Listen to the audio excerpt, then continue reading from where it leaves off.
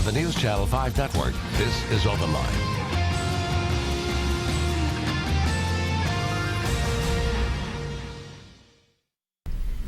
Well, good evening, everyone, and thank you so much for being with us for Open Line tonight. We have a fantastic show lined up with remarkable guests, so I'm so glad you're sitting there in your living room and have decided to join us tonight. We are talking about 90 years of the Grand Ole Opry. Big celebration underway, and it's about to get even bigger starting next month. Let me introduce you to our guest, and then I'll tell you what we're taking phone calls on tonight. John Conley, Jeannie Seeley, thank you so much for being here. Thank you for inviting us. Absolutely. One This of is our gonna be favorite fun. things to talk about is the Grand Ole Opry. Well, it has to be. You all have been members for quite a while. We're going to talk about that, but I want to throw out our topic tonight so we can hear from others as well. Okay. Our topic, your favorite memory, your favorite moment of the Grand Ole Opry. Go ahead and give us a call. Number at the bottom of the screen, 737+. So greatest memory, greatest moment at the Grand Ole Opry. I know I have mine. I have been once in my time here at Nashville. I'll get to that a little bit later on. But let's start and let's hear yours. What are your favorite moments or memories? Can you pick one? You always pick on me, don't you, John? No, ladies first, I figure. Yes. You're a good gentleman. Well, of course, my mother said I found the Grand Ole Opry on the radio when I was 4. Oh, wow. Turned that dial in. I couldn't understand why I couldn't hear the Grand Ole Opry every time I turned on that radio. And you know what? I never got over that. I've always thought you should be able to hear the Grand Ole Opry anytime. Of course, in today's world now we can. You can with all the media. You can just go online and listen right in. And the funny thing, even though I dreamed of being there, I never really got to see the Grand Ole Opry until I was on it. Wow. So that's a wonderful memory to me. Inducted in 1967? 67, just celebrated 48th anniversary, September 16th. Wow, congratulations. Thank you. And still to date, the only Pennsylvania native Yeah. as a member of the Grand Ole Opry. How about that? How about that? I told Mr. Fisher the other night, I said, so I'm being on my best behavior. I want to make it at least 2 more years to 50. He just raised his eyebrows, so we'll see. John, what about your favorite moment or memory? Well, I have several of them. I grew up listening to the Opry as well. I lived close enough to Nashville, central Kentucky, that the WSM radio signal really only worked well at night, and it only worked well in the pickup truck when we were riding around on the farm. It was the tabletop radio didn't bring it in so well because it's too close.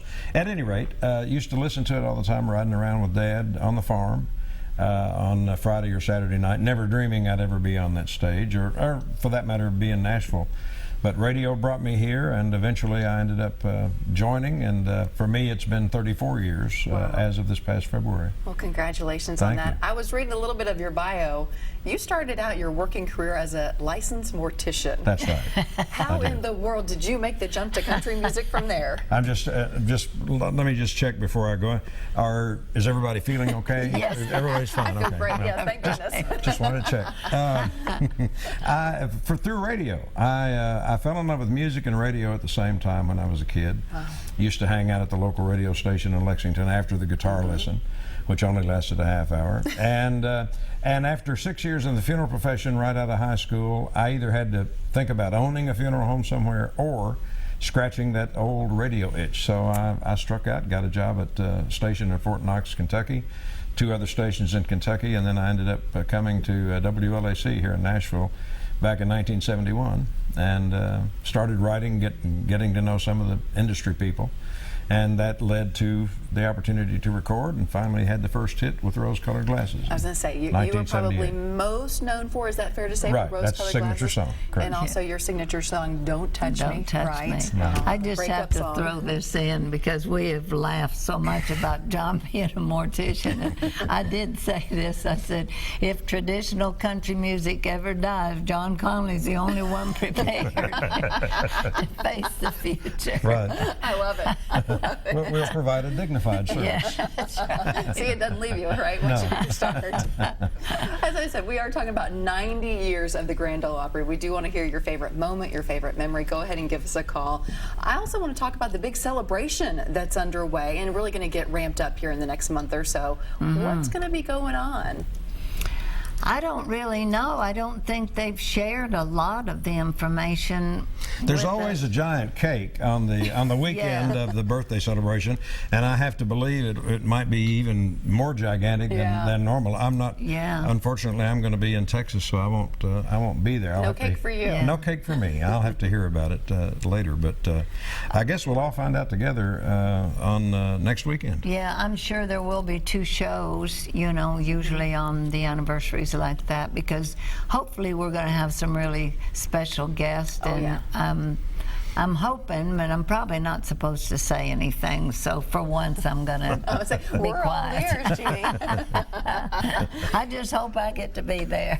Yeah, that's one thing that the Opry is known for, is bringing out the surprise and the special guests that really have something to contribute to that night. That's right. And show it off. And they do that really all through the year when you get down to it.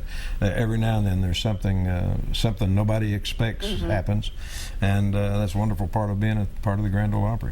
And I was reading that they are going to display different artifacts that kind of walk you through those 90 years of the Opry, and that's going to be part of the backstage tour that you can go and see different people's guitars or this or that that celebrates each decade that the Opry has been around. So if folks get a chance to take one of those tours, even if you've been on one before, it sounds like it's going to be quite different and something very special along the way. The Opry is so unique. I mean, being the oldest running radio show, you know, and a lot of people that don't realize that it is a radio show, and they come and they're expecting like a regular concert or stage production, and they're like, what's going on with the commercials and everything?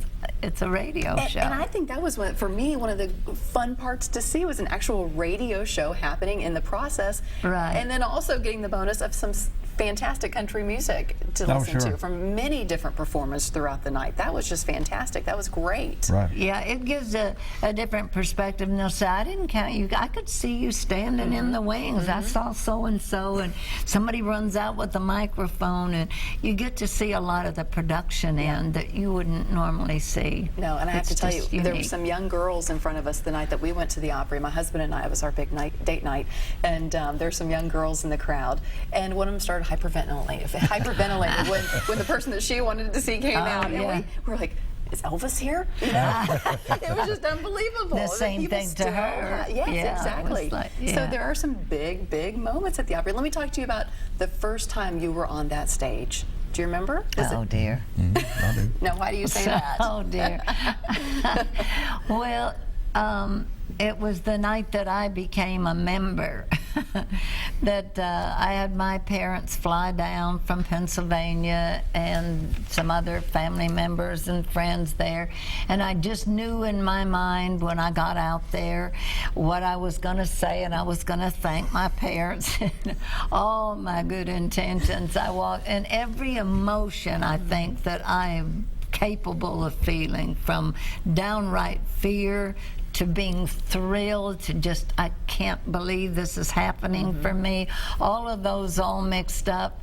And I walked out there and saw that audience, and somebody hit an A chord, and I said, your hand is like a torch. Thank goodness I encored. I don't know why. I've heard the tape, why they wanted to hear any more of that. I don't know, because I was half crying, half singing.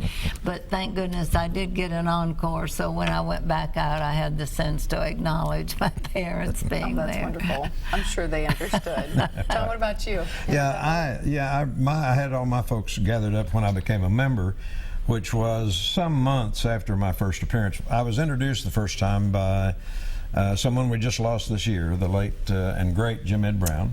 Was the first to introduce me as a guest.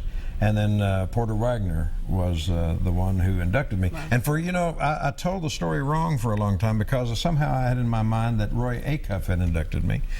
And somehow or other that, only when I went back and listened to some tapes, I said, no, it wasn't Mr. Acuff, it was Porter Wagner. But you're in such a whirlwind of it is. That's true. excitement and emotion. Exactly right. Exactly right. And, very special. Very special. I can't even imagine. What an honor. What an incredible honor. All right, we're going to take a quick break. Jay, I know you were on the line. Thank you for your call. We're going to get back to you here in just a second. When we come back, I want to hear about your moments and memories, and we're going to chat some more about 90 years of the Opry. So stay with us.